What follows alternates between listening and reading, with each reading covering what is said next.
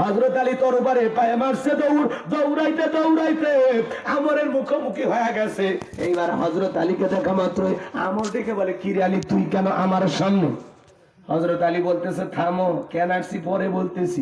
এই কথা বলে তরবারিতে দাগ টানতেছেন আর একটা দোয়া পড়তেছেন। এই দোয়া পড়ে যদি বাড়ির চতুর্দিকে ফু দিতে পারেন, বড় বড় দুর্ঘটনার হাত থেকে আল্লাহ আপনার পরিবারকে হেফাজত করবেন। আল্লাহু আকবার। হযরত আলী কি করতেছে? দাগ টানতেছে। খেলায় নামার আগে সীমানা দেয়া লাগবে না? এইবার তরবারিতে এরকম দাগ টানতেছে, আগ টানতেছে। দাগটা নাকটা না, বোঝেন তো? এরকম দাগটা টানার পরে তরবারিটা উঁচু করে বলতেছে, এই কাফেরের মাথা, আমর তোর যদি সাহস থাকে দাগটা পার হইয়া নবীজির কাল্লা নিতে যা।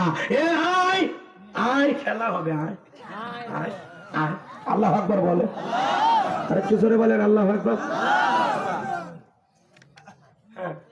হযরত আলী ধমক খাইয়া ওর অন্তরের কলিজার পানি শুকে গেছে। একটা আওয়াজে অনেক কিছু ঘটে। কথা আছে, ছোট মরিচে ঝাল বেশি। বাড়িতে ঢুকছে, তোর বাড়িওয়ালা ল্যাংরা, দুটো পা নাই, কিছু না পারুক, যদি বাড়িওয়ালা খালি ভিতর থেকে আওয়াজ দেয়, কে রে, সোর থাকবি না, ভাগে দৌড় মারবি। একটা আওয়াজে অনেক কিছু। মুসলমান যখন তাকবীরের ধ্বনি দিবে, লিল্লাহে তাকবীর, আল্লাহু আকবার, বেঈমানেরা ঘরে ঢুকবে, বিলাইয়ের মতো মেও মেও করবে, সামনে আসার সাহস দেখাবে। বীর পুরুষ মুসলমান মাথা উঁচু করে বেঁচে থাকার জাতি। কথা বলেন না কেন? আমরা মাথা নিচু করে বেঁচে থাকার জাতি না। এই জন্য বাঁচলে সিংহের মতো বাঁচবো, বিড়ালের মতো 500 বছর হায়াত দরকার নাই। সিংহের মতো 1 ঘন্টা জমিয়ে টিকে থাকতে চায়। আল্লাহ আমাদেরকে বীর মুসলমান হিসেবে কবুল করুন। জোরে বলুন আমিন। আল্লাহ আমাদের অন্তরের সাহস বৃদ্ধি করে দেন। জোরে বলুন আমিন। কষ্ট হয় আপনাদের? হযরত আলী আর আমর বাজা বাজা ভাব, পুরো ঘটনাটাই শুনবেন। কি ভাল লাগতেছে? বলবো বলবো? কারা কারা শুনবেন হাত তোলেন তো বাজান। লিল্লাহে তাকবীর। হাত নামান আমার ভাইয়েরা। আমি যে কথা বলতে চাচ্ছিলাম বাজান, পুরো পৃথিবীর ক্ষমতা আল্লাহ কয়জনকে দিয়েছিল? কয়জন? 4 জন। এর মধ্যে 2 জন ইমানদার, 2 জন হলো কাফের। 2 জন ইমানদারের মধ্যে একজনের নাম হলো নবী সুলাইমান, যাকে আল্লাহ রাব্বুল আলামিন পুরো পৃথিবীর রাজত্ব পাওয়ার ক্ষমতা দিয়েছিলেন। বলুন আল্লাহু আকবার। নবী সুলাইমানের ইতিহাস ঘটনা যদি বলতে যাই বাজান, অনেক লম্বা সময় হবে। এত সময় আপনাদের হাতেও নাই, আমার হাতেও নাই। নবী সুলাইমান আলাইহিস সালামকে আল্লাহ রাব্বুল আলামিন বিশাল ক্ষমতা দান করেছিলেন। কথা বলেন ঠিক কি না? নবী সুলাইমান আলাইহিস সালামের এদিকে খেয়াল করেন, আল্লাহ একটা মজেদার আংটি দিয়েছিলেন বাজান। মানব দানব জিন ইনসান সকলে হুকুম মানতে বাধ্য, এমনকি বাতাস পর্যন্ত তার হুকুম মানত। আল্লাহু আকবার বলেন। আল্লাহ তাআলা তাকে একটা সিংহাসন দিয়েছিল, বাতাসকে ওয়াদার করা মাত্র যেখানে যাইতে ইচ্ছা করতেন মুহূর্তে বাতাস সেই জায়গায় পৌঁছায় দিত। আল্লাহু আকবার বলেন। এখন জাহাজ গাড়ি হাওয়াই চলে, ওগো কলেরই বিধান। একদিন বিনা কলে হাওয়ায় চলতো নবী সুলাইমান, মোরা সেই মুসলমান। আমার ভাইরা দিল দিয়ে কথাগুলো বুঝবেন। নবী সুলাইমান আলাইহিস সালামকে আল্লাহ রাব্বুল আলামিন পুরো পৃথিবীর রাজত্ব পাওয়ার ক্ষমতা দিয়েছিলেন। 2 নম্বর, বাদশা জুলকারনাইনকে আল্লাহ পাক পুরো পৃথিবীর রাজত্ব পাওয়ার ক্ষমতা দিয়েছিলেন। এই পৃথিবীর জমিন 1 নয় 2 নয়, বাদশা জুলকারনাইনকে আল্লাহ পাক 1600 বছর হায়াত দিয়েছিলেন। বলেন সুবহানাল্লাহ। আপনার আমার বাপ দাদা 14 গোষ্ঠীর হায়াত এক জায়গায় করলে 1600 বছর হবে? জোরে বলেন হবে। হ্যাঁ, বাদশা জুলকারনাইন সূর্য উদয় হতে সূর্য অস্তগমন পর্যন্ত, পূর্ব থেকে পশ্চিম পর্যন্ত পুরাটা পৃথিবীর ক্ষমতা আল্লাহ বাদশা জুলকারনাইনকে দিয়েছিলেন। একটা মজেদার ঘোড়া ছিল বাজান, পৃথিবী ভ্রমণের জন্য ওই ঘোড়ায় চড়ে চাবুক মারলে এক এক কদমে হাজার হাজার মাইল রাস্তা পাড়ি দিত। ইয়াজুজ মাজুজের যে ঘটনা আপনারা শুনেছেন, বিশাল একটা প্রাচীর নির্মাণ করে দিয়েছিল যেই বাদশা, সেই বাদশার নাম বাদশা জুলকারনাইন। আল্লাহু আকবার। অনেক কথা আছে, ওইদিকে বলা যাবে না বাজান গো, আমার লম্বা হবে না, আমার একটা টার্গেট আছে, সেই জায়গায় যেতে হবে। তাহলে 2 জন ইমানদার, একজন নবী সুলাইমান আর একজন হলো বাদশা জুলকারনাইন, আর 2 জন কাফেরকে আল্লাহ পাক পুরো পৃথিবীর রাজত্ব পাওয়ার ক্ষমতা দিয়েছিলেন। এর মধ্যে একজন জালেম বাদশা, নাম হলো বখতে নাসর। কথা বলেন। জালেম বাদশা বখতে নাসর, ওই জামানা আল্লাহ রাব্বুল আলামিন তার একজন পয়গম্বর পাঠিয়েছিলেন, নাম হলো নবী দানিয়েল। সংক্ষিপ্ত 2-1 মিনিট এই ঘটনাটা বলে আমি সামনের দিকে যাব। অনেক কথা বলা আছে, আয়াত বাকি আছে, আরো একটা কথা বলেন ঠিক কিনা? সামনের দিকে যাই আমার ভাইয়েরা। আল্লাহ নবী দানিয়েল সাল্লাম বনি ইসরাঈল উম্মতদেরকে ডেকে বলেন, ইয়া বানি ইসরাঈল যকুরু নি'মাতি আল্লাতী আন'আমতু আলাইকুম ওয়া আন্নী ফাদ্দালতুকুম আলাল আলামিন।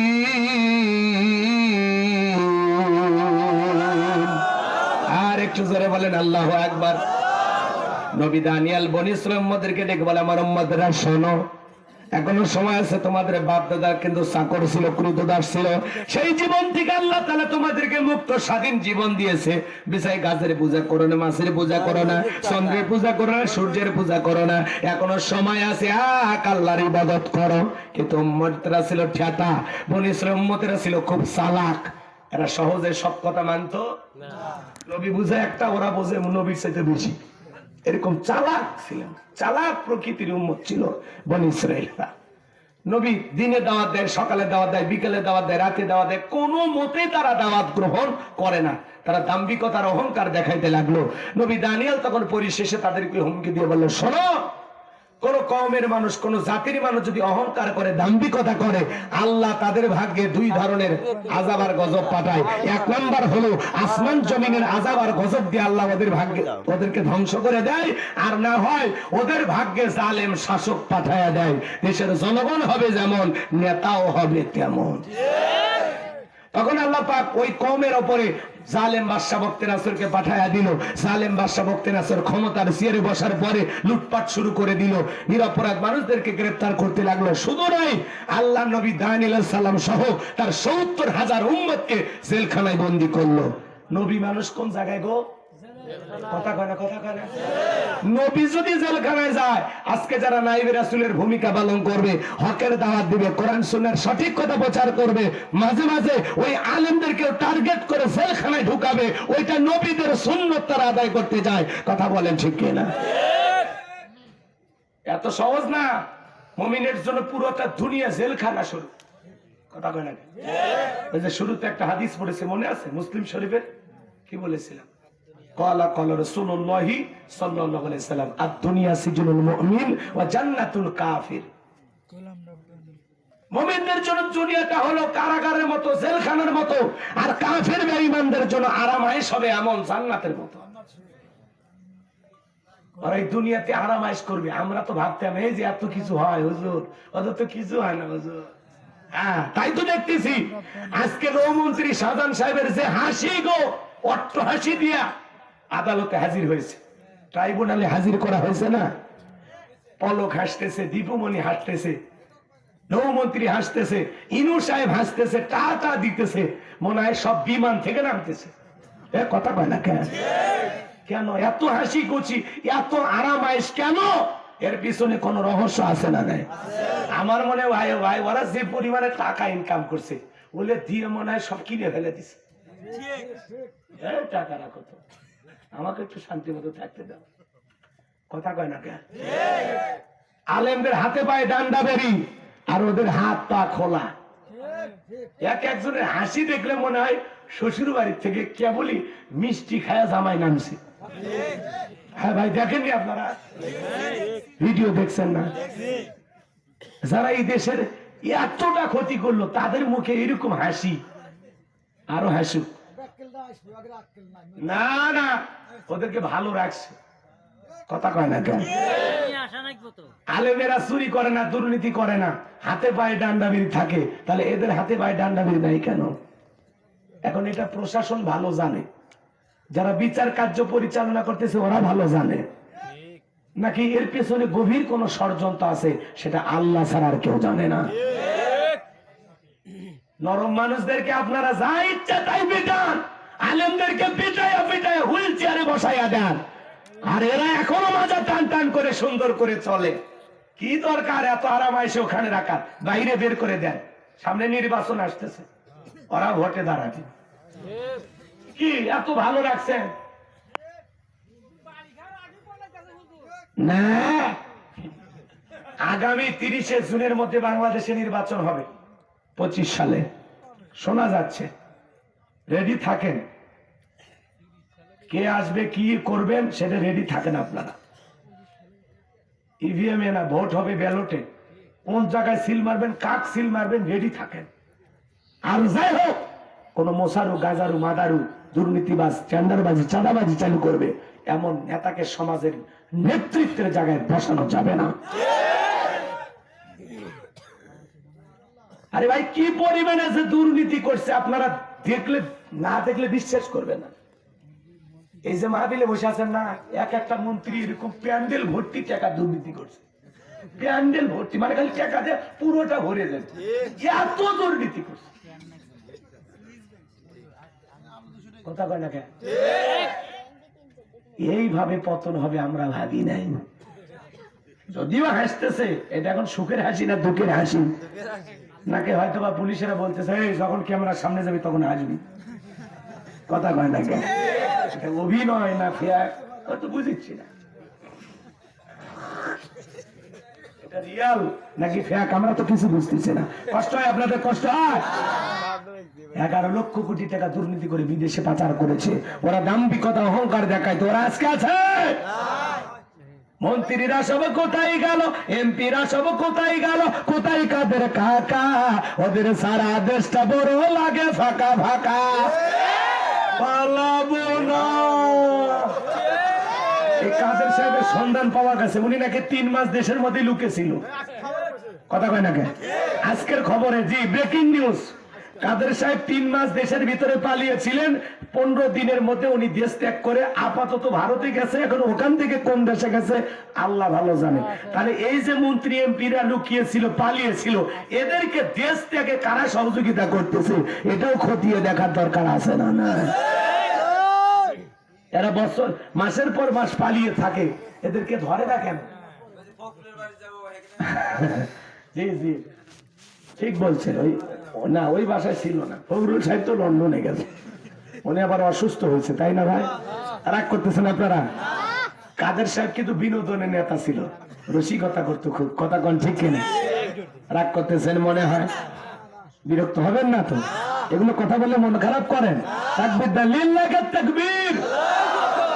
আমার ভাইয়েরা মন খারাপ করবেন না, বড় বড় কথা যারা বলতে ওরা আছে, জোরে বলেন আছে।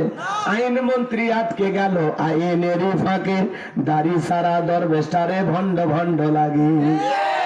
শুনেছি ভাই কত নেতা নেত্রী খাইতেছে ভাই ডান্ডা, বিচারপতি কালামানিকের ফাটিয়েছে নাকি আন্ডা।